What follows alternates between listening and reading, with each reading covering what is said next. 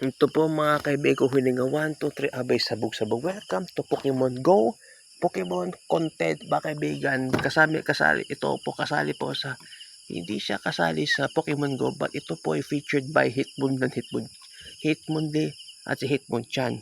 May babahalang maubusan tayo ng data. Ang importante is to get go tayo because we want to rebuild again.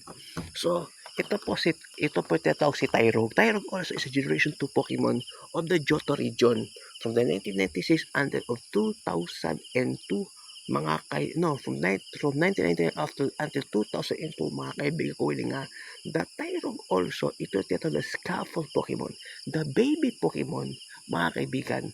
It evolves the Hitmonlee at Hitmonchan that is small but energetic and powerful mga kaibigan ko nga.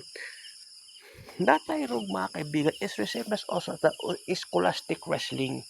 Wala siyang animal related but is also an humanoid mga kaibigan na kasi itsura po siya ni Tyrog.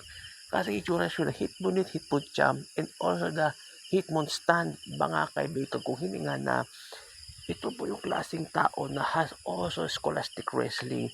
That scholastic wrestling just like an amateur wrestling. It can be throwing, it can be grappling, it can lead as a tap out mga kaibigan ko hininga.